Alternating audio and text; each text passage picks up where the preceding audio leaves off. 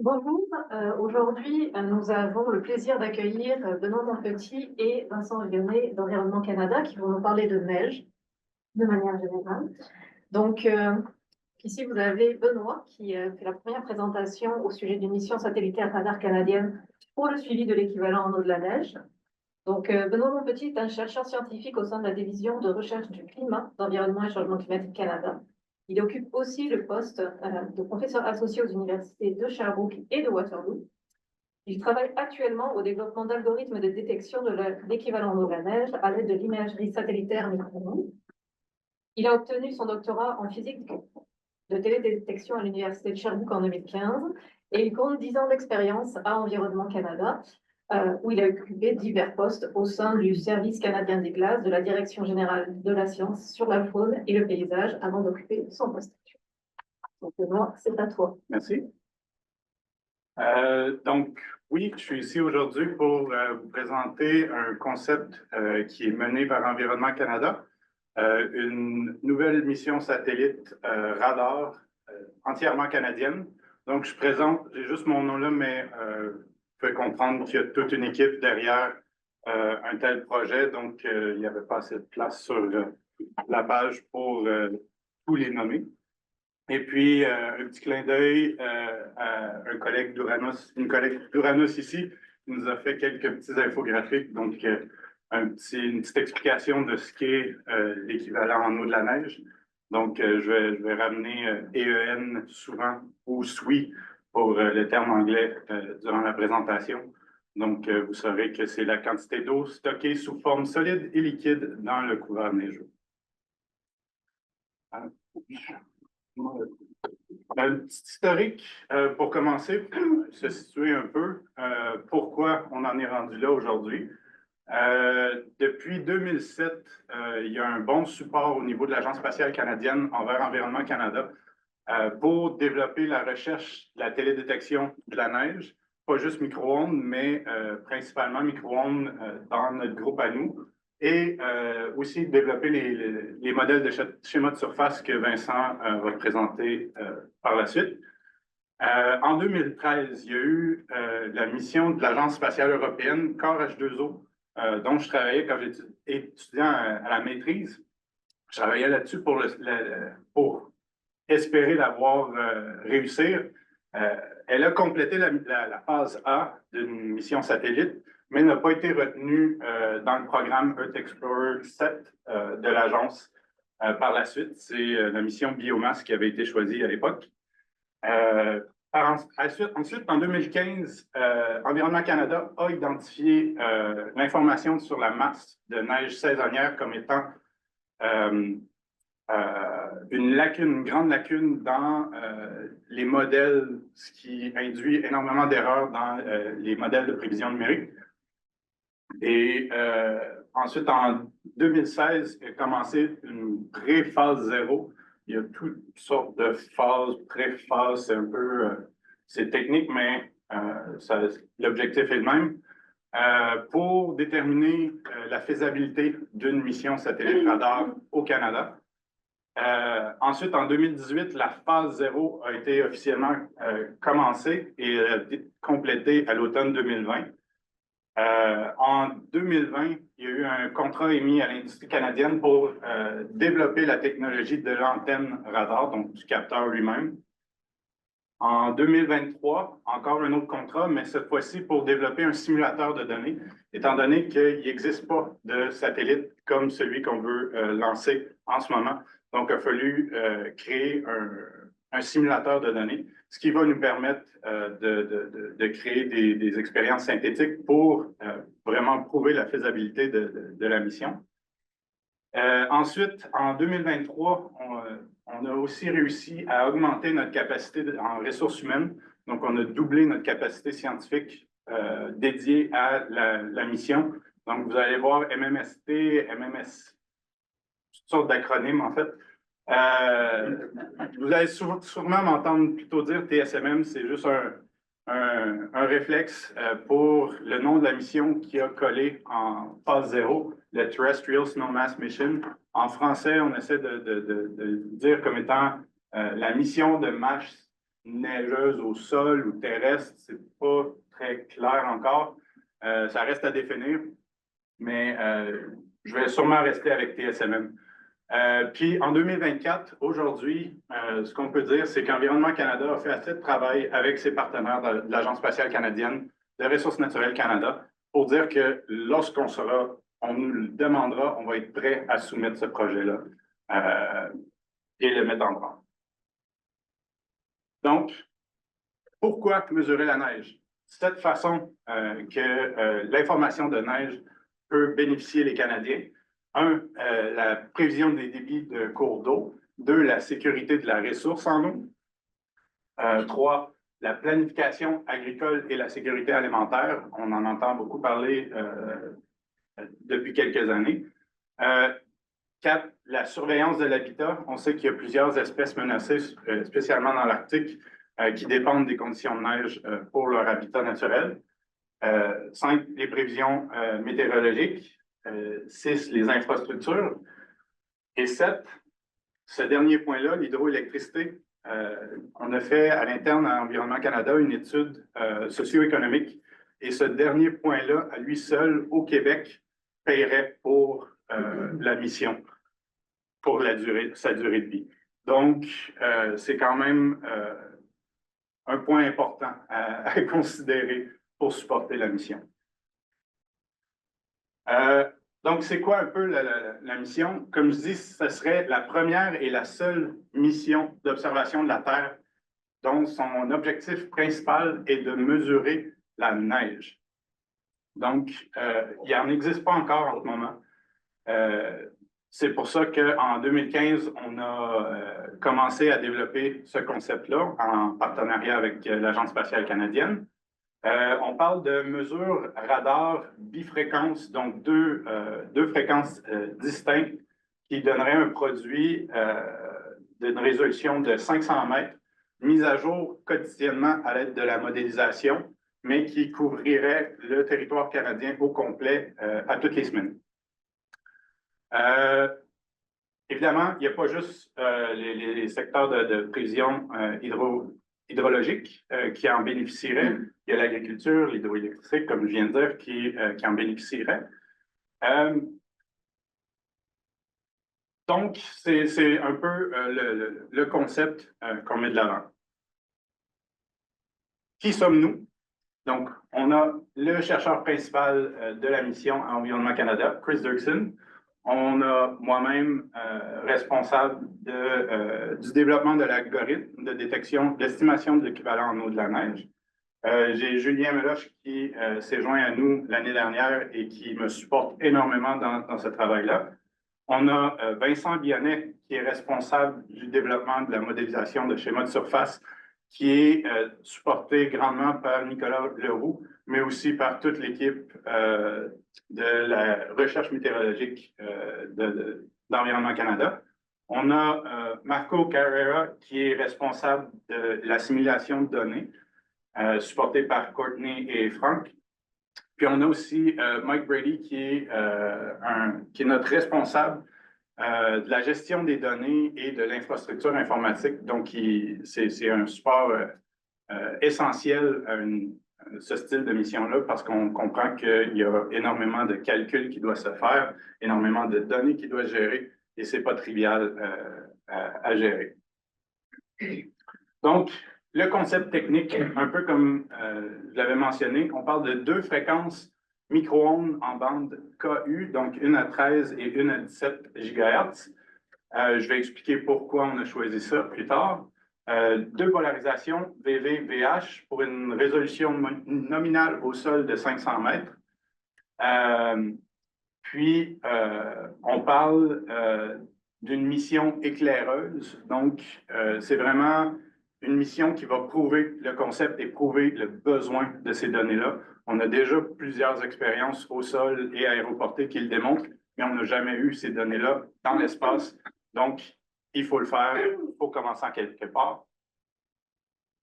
Et puis, on prévoit aussi un deuxième mode d'image à plus haute résolution qui aura 50 mètres de résolution, mais une fauchée beaucoup plus réduite. Donc, ce n'est pas un mode qu'on veut utiliser de façon régulière comme mode principal, étant donné qu'on ne pourrait pas couvrir le Canada au grand complet à chaque semaine avec ce mode. Mais on sait qu'il y a certains milieux, comme les milieux alpins, qui nécessitent une plus grande résolution. Donc, ce mode-là risque d'être activé pour ces régions-là. Donc, les données de radar, on prévoit qu'ils vont couvrir toutes les régions à travers le globe qui sont couverts par de la neige. Sauf que tous les produits à valeur ajoutée par la suite vont couvrir seulement le Canada et les bassins versants transfrontaliers. Puis une durée de mission d'environ 3 saisons hivernales, c'est ce qu'on prévoit. Mais avec l'expertise canadienne qu'on connaît, l'historique, par exemple avec les missions RadarSat, on sait que les radars, on les prévoit pour 3 ans, mais qui finissent par durer 12 ans. Donc, on espère que ça va être le cas pour cette mission-là une fois de plus. On ne va pas l'éteindre après 3 saisons. Si ça continue, évidemment, on va continuer d'acquérir des données et de s'en servir. Donc, un peu un schéma pour comprendre ce que je venais de dire par les données radar versus les produits de neige. Donc, on a différents ministères au gouvernement qui gèrent différentes sections. Mais en gros, ce qu'on a besoin de retenir, c'est que les produits radar vont être sauvegardés dans une archive publique, donc gratuite, accessible à tous. On se fait un besoin que ce soit le cas parce qu'on a vu par le passé que quand ce n'est pas le cas, la science ne se développe pas aussi bien, ne se développe pas aussi vite. Donc, on se fait un point d'honneur de le garder public gratuit. Et ensuite, Environnement Canada va se charger de générer des produits de neige à l'aide de la modélisation de schémas de surface et de l'assimilation de données. Donc, il risque d'avoir différents niveaux de produits, que ce soit à l'échelle de l'image satellitaire ou sur différentes grilles. Désolé, je suis habitué de faire la présentation en anglais. Sur des grilles standardisées où la modélisation et l'imagerie satellite risquent d'être fusionnées pour créer des produits plus réguliers. Et encore là, ça va se rendre vers une archive publique. Donc, ces données-là vont être ouvertes à tous. Bon, après ça, pourquoi on a choisi les fréquences en tant que telles? Bien, comme je disais, on a fait beaucoup d'expériences au sol. Donc, il y a une expérience qui a été menée à Sodankala en Finlande avec des radars qui ont des propriétés très similaires. Ils étaient montés sur une tour et ils visaient le couvert de neige, un peu un milieu en forêt boréale, si on veut. Et puis, on s'est rendu compte que le signal dans ces 2 fréquences a une très grande sensibilité à l'équivalent en eau de la neige. Donc, c'est un bon point de départ. Mais pourquoi bifréquence? Ben, c'est avec tout le travail qui s'est fait, surtout lors des préparatifs de la mission européenne dans les années 2000-2010. Il y a eu beaucoup de développement qui s'est fait au niveau de la mesure de la neige, mais aussi des mesures micro-ondes. Et puis, on s'est rendu compte qu'il y a un paramètre qui est la microstructure de la neige. Donc, son arrangement dans l'espace, si on veut, la densité et la taille des grains de neige, c'est un peu les paramètres qui en expliquent principalement. Ben, c'est un paramètre qui influence beaucoup le signal radar. Donc, on n'a pas juste l'équivalent en eau de la neige qui affecte le signal radar. C'est pourquoi, en rajoutant une 2e fréquence, on est capable de réduire l'incertitude puis vraiment cibler les propriétés réelles de la neige, ou du moins plus représentatives de ce qu'on trouverait au sol. Puis, la mission européenne, elle, utilisait une fréquence un peu plus basse, en bande X, que ce que nous, on propose. Puis on a fait des tests avec la modélisation. Je m'en allais pointer à l'écran. Je vais le faire avec la souris. On se rend compte qu'ici, c'est la zone de sensibilité en rouge que nous, on propose. Puis les points, c'est les valeurs d'équivalent en eau de la neige qu'on a retrouvées dans différents milieux climatiques au Canada. Donc, on se rend compte qu'on est sensible vraiment à en plus de 95% de la couverture neigeuse au Canada, avec ces deux fréquences-là. Puis si on allait voir la fréquence un peu plus basse, en bleu ici, bien, on serait plus sensible à des valeurs beaucoup plus fortes d'équivalent en eau de la neige, comme en milieu alpin, par exemple, sauf qu'on perd la sensibilité aux valeurs d'équivalent en eau de la neige plus faibles. Donc, c'est pour ça qu'on a vraiment décidé du compromis d'aller avec une fréquence un peu plus élevée pour vraiment s'assurer d'être sensible au maximum de régions du Canada. C'est une mission canadienne après tout. On focus sur les conditions canadiennes. L'autre chose qui a été fait il y a quelques années par l'équipe de l'Université de Sherbrooke, c'est qu'ils ont pris une antenne radar à une fréquence encore plus élevée que ce qu'on propose nous. Donc, techniquement, on devrait commencer à perdre la sensibilité du signal pour les très grands couverts de neige. Donc, les équivalents en eau de la neige allant vraiment de 600, 800 mm et plus, on devrait commencer à perdre la sensibilité à la partie inférieure du couvert de neige. Mais ce qu'on s'est rendu compte, c'est qu'ils se sont rendus jusqu'à 1600 mm d'équivalent en eau de la neige et ils détectaient encore le fond. Donc, techniquement, notre mission devrait être sensible à pratiquement tout le couvert neigeux du Canada. Maintenant, ça, c'est des expériences au sol. Nous, on prévoit une mission en satellite. Il y a un paquet d'autres variables à considérer. Donc, ça reste à voir. On n'a jamais eu une telle mission dans l'espace.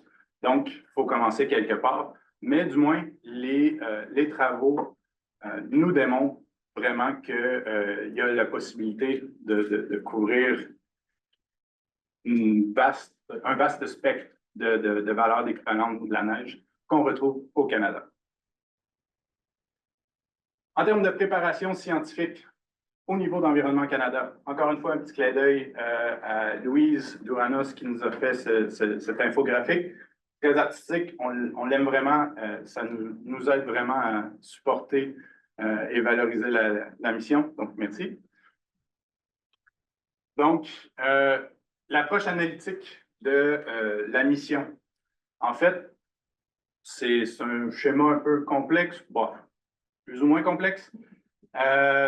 Mais dans le fond, ce qu'on fait, c'est qu'on commence par un forçage météorologique. Là, j'allais dire HRDPS, vous allez me comprendre.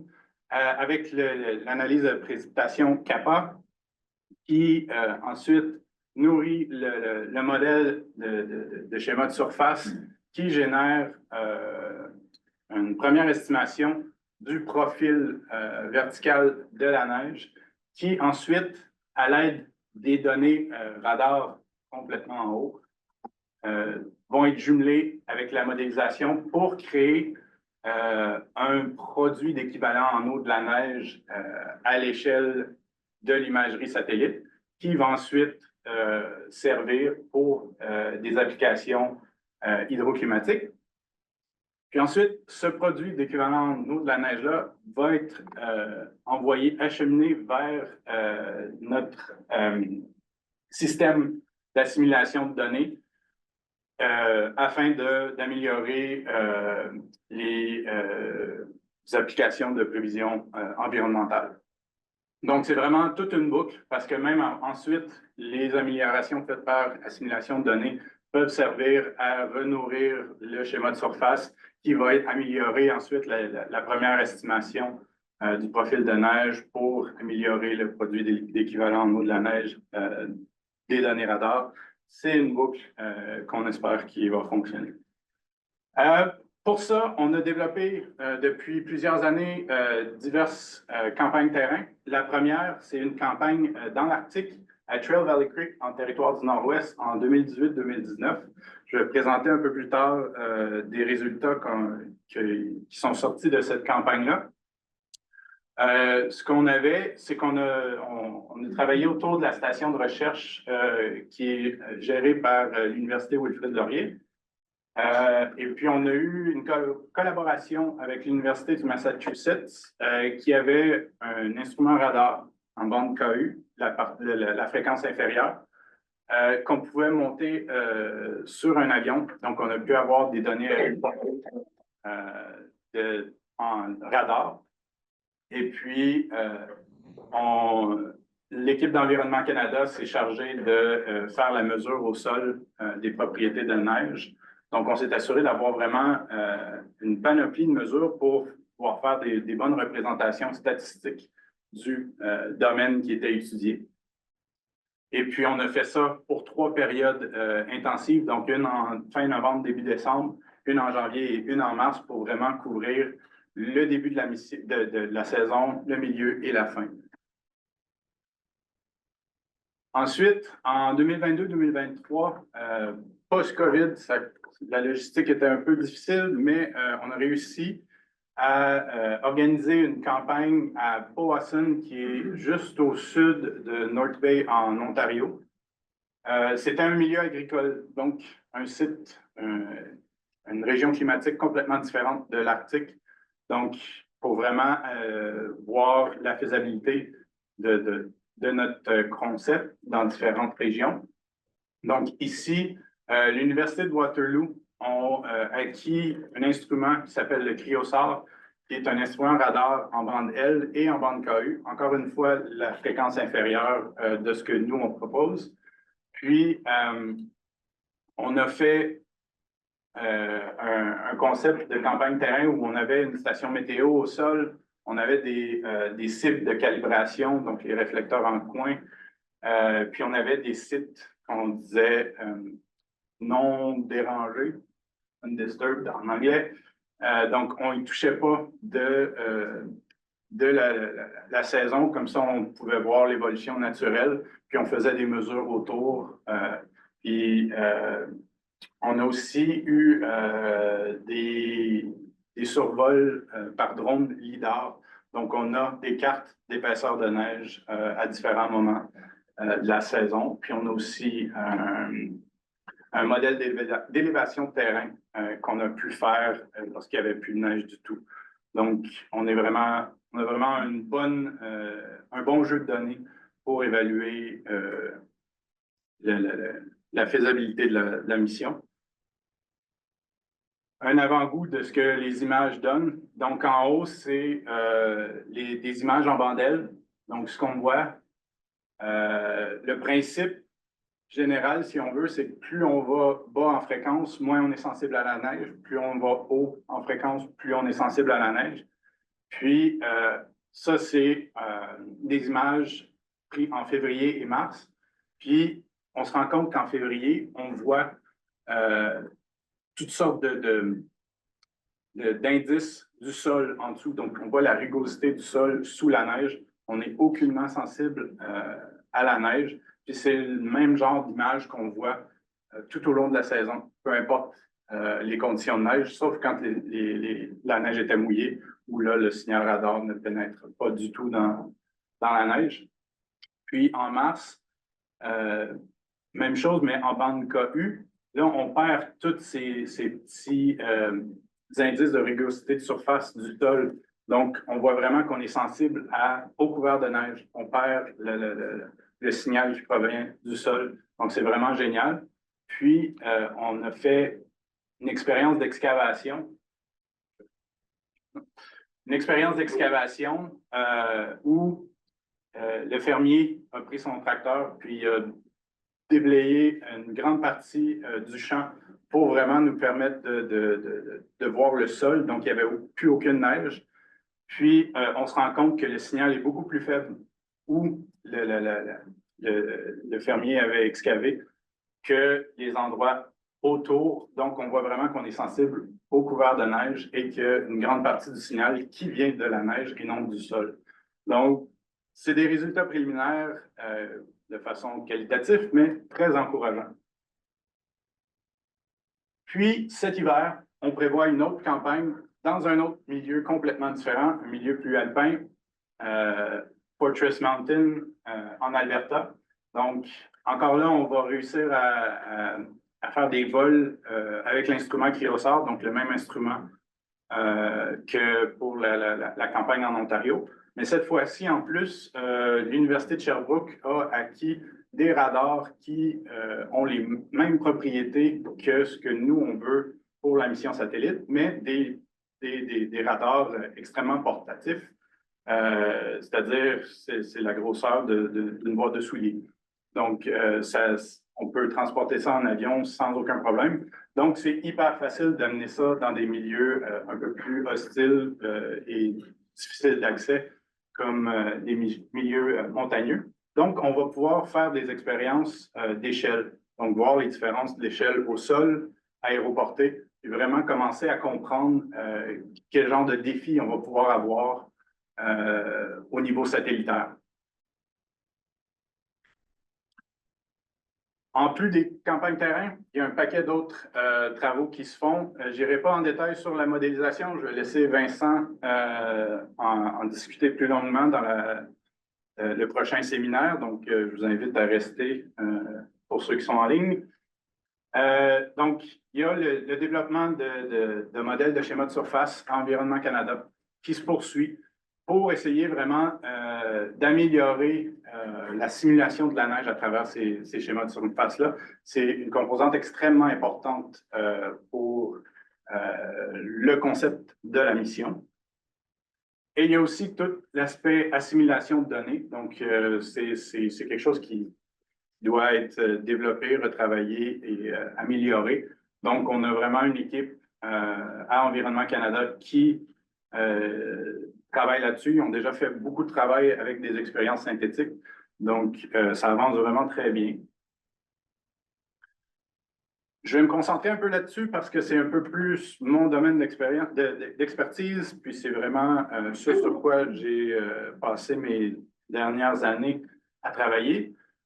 Il y a la modélisation du transfert radiatif. Donc, comment apporter les propriétés de la neige au sol et expliquer le signal radar. Donc, comment on prend les données au sol, puis on le transforme en un signal radar. Ça se fait par du transfert radiatif, donc la modélisation. Vous vous souvenez peut-être de la première campagne terrain dans l'Arctique, à Trail Valley Creek. C'est les premières données que j'ai utilisées pour commencer à valider la modélisation. Donc, on s'est rendu compte que les modèles qui existent déjà, donc de transfert radiatif micro-ondes, fonctionnent très bien. Ils ont besoin de quelques ajustements, évidemment, mais ils fonctionnent très bien pour lier les propriétés au sol de la neige au signal radar qui a été mesuré par avion. Par la suite, on s'était rendu compte que d'avoir une multitude de couches de neige à simuler, ça prenait énormément de temps. Donc, dans l'idée d'un concept efficace de mission satellitaire, il fallait améliorer ce temps de calcul-là. Et on a travaillé sur un concept de coureur de neige équivalent radar. Donc, le schéma de surface peut nous sortir, je pense que c'est jusqu'à 50 couches de neige. Donc, c'est irréaliste de penser de façon opérationnelle à faire une simulation de transfert radiatif d'autant de couches. Donc, le principe, c'est un concept qu'on réduit le nombre de couches de neige au minimum sans affecter les propriétés géophysiques, tant du transfert radiatif que les propriétés géophysiques du couvert de neige. Donc, on a réussi à faire ça. Puis, par exemple, pour l'Arctique, on est capable de le réduire à 2 couches seulement, qui reproduit le signal extrêmement bien sans en affecter les propriétés géophysiques de la neige. Finalement, le modèle en tant que tel de transfert radiatif qu'on utilise, c'est un modèle qui a été développé par la communauté scientifique, donc vraiment pas optimisé, pas créé dans l'optique d'une utilisation opérationnelle. Donc, on travaille pour créer des modules qui vont résoudre un peu les le système de transfert radiatif de façon beaucoup plus rapide. Donc, c'est le travail sur lequel on se concentre en ce moment. Puis, ensuite, vient tout l'aspect de la détection de l'équivalent en eau de la neige. Donc, l'algorithme repose sur des chaînes de Monte-Carlo. C'est un code open source, Python. J'ai tout développé, puis tout va être accessible en ligne sur GitHub pour que les gens vont pouvoir reproduire. Les jeux de données vont être là aussi. Donc, l'idée, c'est vraiment de partager ça avec la communauté. Le seul petit hic, c'est que nous, on fait rouler ça sur nos serveurs Linux d'Environnement Canada. Donc, quelqu'un qui voudrait faire tourner ça sur son laptop risque de se buter à un temps de calcul énorme si le laptop ne surchauffe pas. Parce qu'en ce moment, sur les serveurs, ça prend environ 30 minutes de traiter un profil de 2 couches. Mais avec le travail que j'ai expliqué précédemment, donc réduire le nombre de couches puis améliorer le modèle, on serait capable de réduire ça sous la barre des 1 minute en compilant le code, donc qui est Python. Mais il y a un besoin de modifier le modèle afin d'y arriver. Voici quelques petits résultats préliminaires de cet algorithme-là sur les données de l'Arctique. Donc, à gauche, ce qu'on voit, c'est le profil de neige. Donc, tout ce qu'on voit, ce qui est défini par R, c'est la couche de surface, donc des grains ronds, une couche très dense, densifiée par le vent. Et ce qui est défini par H, c'est une couche inférieure de givre, donc des grains très grossiers, mais d'une faible densité. Puis, ce que je montre à gauche, c'est que l'algorithme des chaînes de Monte-Carlo, il peut obtenir un biais extrêmement faible de 8 mm par rapport à ce qui est mesuré au sol. Sauf qu'il donne des propriétés de profil de neige qui n'ont aucun rapport avec ce qui a été mesuré au sol. Donc ça provient du modèle de schéma de surface par défaut qui n'a pas été adapté pour le milieu arctique. Puis à droite, en utilisant le modèle qui a été adapté pour le milieu arctique, on se rend compte qu'on obtient des valeurs, donc les flèches rouges démontrent l'écart entre ce qui a été obtenu par l'algorithme et ce qui a été mesuré au sol. Puis, on se rend compte qu'on se rapproche beaucoup plus du profil de neige qui a été mesuré au sol, tout en conservant un biais, oui, plus élevé, mais raisonnable, qui est dans la limite de ce qu'on veut pour la mission satellitaire. Puis ensuite, quand on fait ça sur tout le domaine, bien, encore une fois, on se rend compte que le modèle par défaut du schéma de surface nous donne déjà une bonne estimation. Donc, le point rouge, quand on regarde sur la moyenne du domaine, il nous donne déjà une bonne valeur d'équivalent en eau de la neige. Sauf que quand on essaie de le distribuer à plus haute résolution sur le domaine, ben, c'est là que les points noirs arrivent. Puis, le modèle n'est pas capable de s'en éloigner. Donc, il garde vraiment les mêmes valeurs d'équivalent en eau de la neige pour l'algorithme en tant que tel, mais ce qui a été mesuré est très variable. Quand on change pour le modèle arctique, mais qu'on garde vraiment, on essaie de contraindre l'algorithme sur des valeurs très précises, on voit que c'est le même phénomène qui se produit. La première estimation, elle est très bonne elle aussi, sauf qu'il est incapable de reproduire la variabilité spatiale autour d'estimation initiale. Donc, en augmentant l'incertitude sur les valeurs que le schéma de surface nous donne, ben, on obtient un nuage de points qui commence à dégringoler un peu. Évidemment, probablement que si j'avais laissé l'algorithme tourner sur 30, 40, 50 000 itérations, il aurait fini par redescendre le nuage de points vers la ligne 1 sur 1, sauf que c'est irréaliste d'y penser. Finalement, en contraignant, en connaissant un peu les conditions du manteau neigeux arctique, on est capable de contraindre un peu les valeurs plausibles que l'algorithme peut tester. Puis, il réussit à reproduire un nuage de points qui semble plus s'allonger vers la ligne 1 sur 1, qui représente un peu plus la variabilité spatiale de l'équivalent en eau de la neige.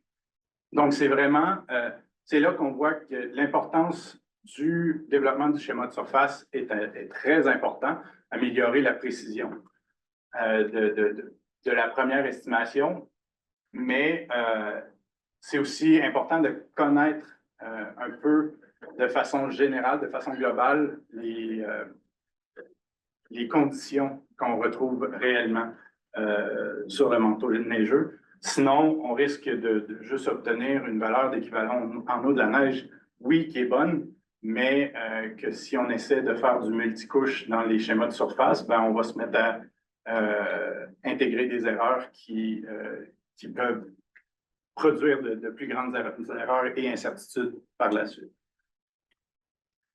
Finalement, le fameux simulateur de données qui nous a été livré l'été dernier, bien ça va être un outil très important pour, justement, quand je parlais de vérifier les différentes échelles, bien, on va pouvoir se servir de ce simulateur-là pour tester l'algorithme et tout le schéma à l'échelle satellitaire. Donc, lui, ce qu'il fait, c'est qu'il prend le schéma de surface, il reproduit un signal radar, puis avec les informations orbitales, il reproduit vraiment ce que le radar nous générerait comme image au sol. Donc, c'est vraiment un exemple d'image radar qu'on pourrait s'attendre pour la région du bassin versant de la rivière des Outaouais. Donc, il y a évidemment énormément d'expériences synthétiques qui vont se faire dans les prochaines années avec ce simulateur-là pour vraiment démontrer tout le concept de la mission. Donc, où on en est? On est vraiment encore dans les stades de préparation, mais toutes les ressources en Environnement Canada qui peuvent être déployées pour la mission le sont. Comme je l'avais mentionné au début, on a doublé notre capacité en termes de ressources humaines, donc la science depuis 1 an avance pas de géant. C'est vraiment motivant. On a reçu notre simulateur de données qui va nous permettre vraiment, qui va être un excellent outil pour développer le concept et vraiment prouver sa faisabilité. On continue d'améliorer tous les modèles, que ce soit les modèles de transfert radiatif, de schéma de surface, la simulation de données. Donc, toutes ces composantes-là sont développées en parallèle. On a un groupe de travail, je ne sais pas si la traduction est bonne, mais ici, en anglais, on appelle un midstream pour tout ce qui est la gestion du flux de données. Donc, que ce soit les données qui viennent du satellite, comment elles sont téléversées vers la Terre, comment ensuite ces données-là sont pré-traitées et redistribuées aux utilisateurs. Donc, tout ça, il y a un groupe de travail qui s'y met déjà pour qu'on soit prêt lorsque nous aurons cette mission. Je suis très optimiste. On fait un engagement continu auprès des parties prenantes, comme je suis en train de faire aujourd'hui avec vous. On en fait régulièrement, au moins 1 fois par mois. Il y a énormément d'acteurs qui sont très intéressés par la mission. Par exemple, on a reçu une lettre de support d'un consortium universitaire canadien de 14 universités qui supportent la mission. On a une lettre qui a été signée par toutes les provinces et territoires canadiens. Donc, il y a vraiment un très grand support. Hydro-Québec a été un très grand supporter aussi de la mission. Donc, vraiment, il y a beaucoup d'intérêt pour cette mission-là. On a une ébauche de plan des sciences et applications, évidemment. L'objectif principal, c'est l'équivalent en eau de la neige, mais il y a une panoplie d'applications additionnelles, que ce soit les bancs de surface marins, que ce soit l'agriculture, il y a un paquet d'autres applications qui pourraient se servir des données radar. Puis, évidemment, on est toujours ouvert à des partenariats, collaborations, que ce soit pour tester les produits qui vont être générés ou comment intégrer ces produits-là dans différentes applications, différents modèles. Donc, merci.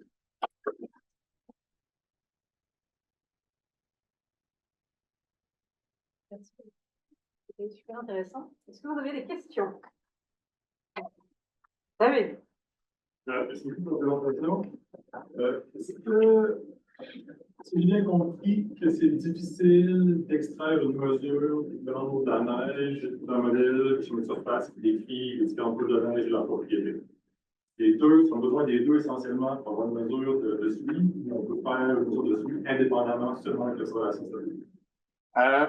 Excellente question. Puis, c'est quelque chose qui a été développé, évidemment, depuis moins de 10 ans maintenant. C'est qu'on s'est rendu compte qu'il y a une infinité de possibilités qui pourraient expliquer la valeur d'équivalent en eau de la neige par le signal radar. Donc, en ayant les deux fréquences, on peut réduire ce nombre de possibilités-là. Mais en rajoutant le schéma de surface, bien, on contraint encore plus les spectres de valeur possibles. Puis, encore là, ça prend un bon modèle pour avoir une bonne première estimation. Donc, est-ce que ce serait possible? Peut-être. Évidemment, on n'a pas les mesures satellitaires pour être vraiment capable de confirmer.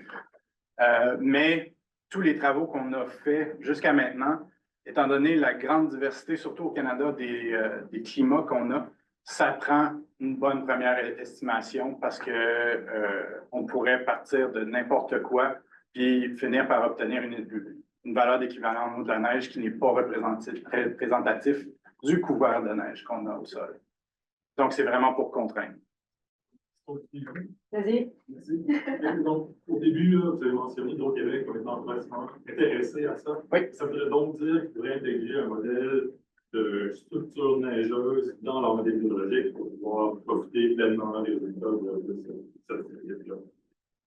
Je ne veux pas parler pour Hydro-Québec, évidemment, mais tout ce que je sais jusqu'à maintenant, c'est que simplement avoir une meilleure estimation de l'équivalent en eau de la neige, donc savoir sur leur réseau c'est quoi la véritable quantité de neige, la masse de neige qui s'y retrouve, pourrait les aider à mieux gérer la ressource en eau.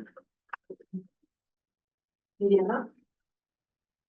Quand vous roulez tout le système, est-ce que dans un moment donné, vous regardez c'est quoi l'erreur de fermeture de bilan de l'eau? Parce que, évidemment, c'est l'aspiration de l'eau. Est-ce que vous devez... L'erreur de? Le bilan de l'eau, est-ce que vous checkez le bilan de l'eau de neige? Parce que le chemin de surface ferme le bilan de l'eau, mais quand vous faites des observations, ça donne des erreurs dans le bilan. C'est pas mon domaine. Vincent, peut-être que vous pouvez y répondre. Est-ce que, à travers la simulation de données, est-ce que le bilan de l'eau est... Pour l'instant, je ne sais pas si je je vais juste faire une petite parenthèse, je me permets d'en profiter pour Hydro-Québec. En fait, l'idée, c'est aussi de ce que Benoît a montré au début, c'est de donner à disposition de la communauté des produits d'équivalent en eau de la neige. En fait, la partie multicouche est en interne à Environnement Canada et après, la communauté scientifique peut se brancher idéalement sur les produits d'équivalent en eau de la neige. Et après, chacun les cuisine comme il veut dans son système. Pour la partie, pour l'instant, pour la partie assimilation, nous, donc là, les expériences qu'on fait, elles sont avec ça se fait, on travaille avec un algorithme qui est le filtre particulier. Donc en fait, le filtre particulier, il part d'abord, on génère un ensemble, et après, en fonction d'une observation donnée, on va piger parmi les membres de l'ensemble, ceux qui sont proches. Enfin, c'est la magie d'assimilation après. Et là, en fait, donc oui, effectivement, là, là, le modèle roule avec sa physique. Donc non, là, on conserve il y a un aspect conservation qui est assuré. Cependant, c'est possible qu'on aille après avec des problématiques avec des méthodes, parce que plus particulières, c'est très coûteux à des grandes échelles. Donc ça, c'est possible qu'on développe des méthodes qui soient basées sur les deux gamins d'ensemble qui sont déjà utilisés dans le système d'assimilation de données comme l'unité des sols. Et ça, on sait que ça pose un problème pour la conservation et on n'a pas encore la réponse. C'est notre problème, c'est un de nos problèmes principaux dans notre schéma d'hydrologie actuel, enfin notre schéma de surface et de prévision des débits, c'est cet aspect conservation. C'est pour ça notamment qu'actuellement, même les données in situ d'équivalent en eau de la neige ou les données in situ de hauteur de neige ne sont pas assignées parce que nos schémas actuellement d'assimilation ne sont pas conservatifs et ça avait des impacts très négatifs sur les débits. On n'a pas trouvé le livre là. Merci. On a une question en ligne.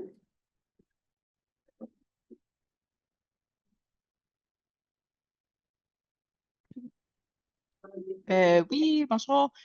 Je me demandais, en fait, pour l'application de votre projet de recherche, est-ce que ça va être possible d'utiliser ces données pour prévoir, en fait, les déplacements sur le territoire pour les Inuits quand ils partent là, en expédition, soit de chasse, de pêche ou même pour visiter d'autres communautés à ce moment-là? C'est vraiment un problème qu'ils ont là, de sécuriser les déplacements. Puis je me demandais si ça allait être possible pour eux d'utiliser ces données-là pour prévoir les déplacements sur le territoire.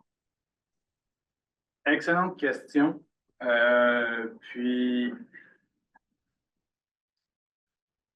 immédiatement, je dirais que ce serait peut-être un peu difficile étant donné la résolution à laquelle on va fonctionner. Donc, 500 mètres, ça va quand même donner un indice de la quantité de neige qu'il va y avoir. Évidemment, comme Vincent l'a mentionné tantôt, nous, on va générer un produit d'équivalent en eau de la neige, puis ensuite, les parties prenantes pourront l'utiliser dans leur système comme ils veulent. Mais je dirais que de façon connexe, pas nécessairement directement liée à la mission, on a différentes applications, puis on cherche à travailler justement avec les communautés nordiques pour créer des produits qui pourraient leur être utiles, comme par exemple des produits, quand je travaillais pour la faune et le paysage à Environnement Canada, un des projets que j'essayais de développer qui n'était pas nécessairement faisable encore parce que les données n'existaient pas, c'était de développer un indice de conditions de neige extrêmes. Donc, que ce soit de la densité extrême, que ce soit des croûtes de glace, que ce soit toutes sortes de conditions qui pourraient compliquer les déplacements, que ce soit pour la faune ou pour les communautés. C'est le genre de trucs que moi, personnellement, je garde toujours en tête. Puis, si c'est possible de le développer dans le cadre de la mission, donc oui, c'est quelque chose qu'on va regarder. Mais dans l'immédiat, je ne peux pas répondre oui ou non. C'est définitivement un intérêt. Puis, comme je disais, on est ouvert à des partenariats. Donc, s'il y a un intérêt pour développer ce genre de produit-là, on est ouvert aux discussions.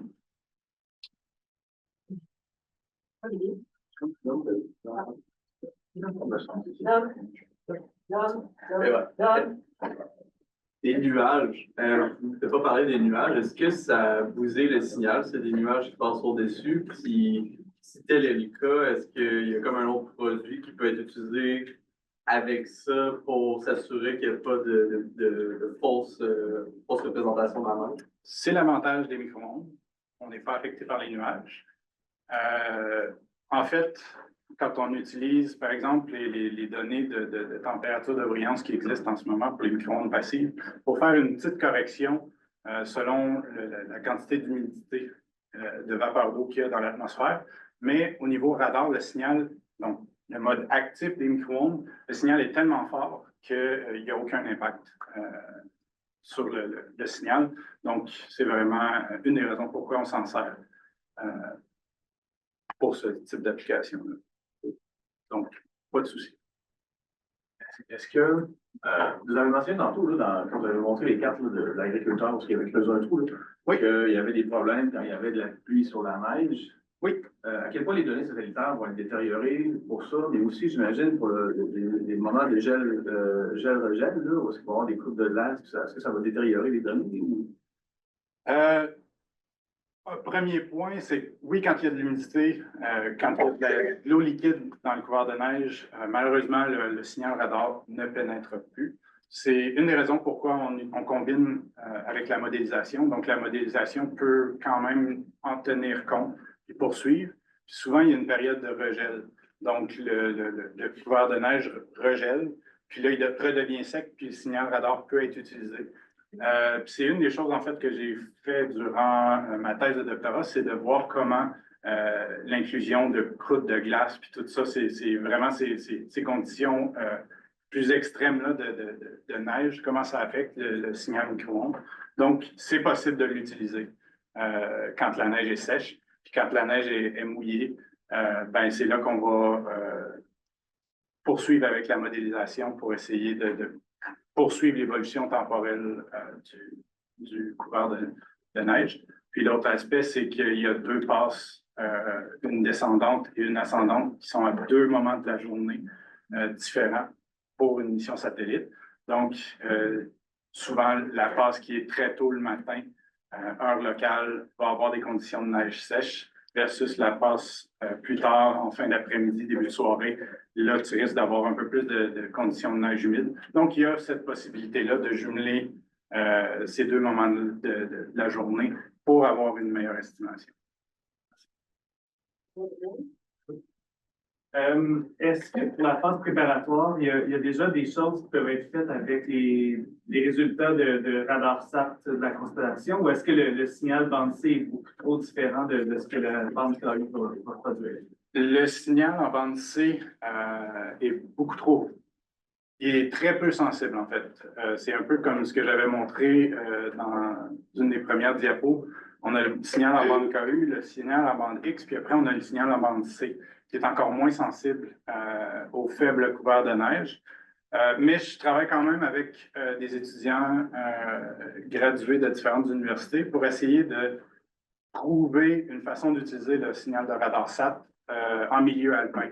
Quand on commence à avoir plus d'1 mètre, 1,5 mètre de neige, on commence à avoir un signal. Mais malheureusement, pour des couverts de neige de 30-50 cm, c'est très difficile d'obtenir une réponse. Une question en ligne, tu l'as produit après. Le radar est prévu en deux polarisations. Avez-vous étudié, montré la plus-value de la polarisation croisée VH? En fait, oui. Malheureusement, le modèle actuel qu'on a réussit pas à bien le modéliser, la polarisation croisée. C'est une des choses sur lesquelles on travaille, puis on espère y arriver dans la prochaine année pour vraiment être capable de faire des expériences synthétiques. Mais on a démontré par les mesures de campagne terrain qu'il y a vraiment une plus-value de ce signal-là. En fait, le signal en polarisation croisée est pratiquement juste sensible au volume de neige versus la polarisation linéaire qui est sensible autant au volume de neige qu'à l'interface sol-neige.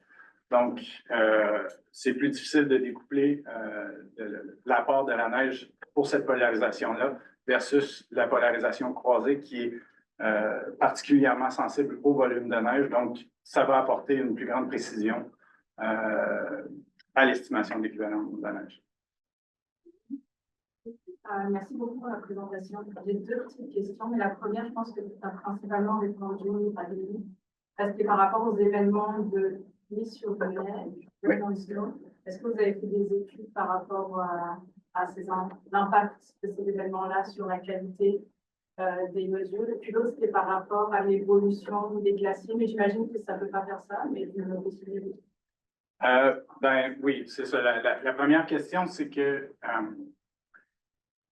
il y a plusieurs études qui ont été faites sur l'impact de ces événements-là de pluie sur neige sur le signal micro-ondes. Donc, on a une idée de l'impact que ça aura. Puis, comme j'ai dit, quand il y a de l'eau liquide, que ce soit juste en surface, ben, on perd le signal malheureusement, il ne pénètre plus dans le couvert neigeux.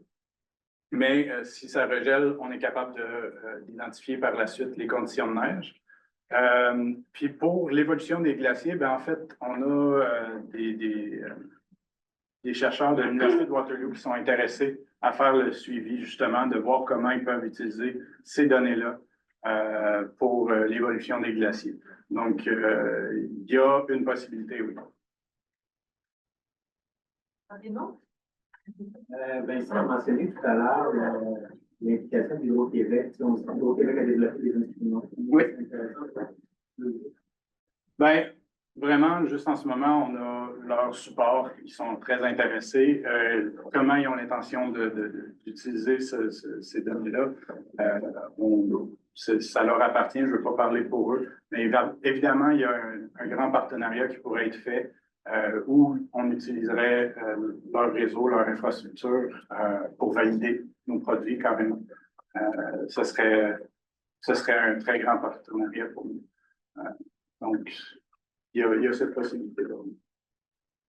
Merci beaucoup, Benoît. Je m'en prie.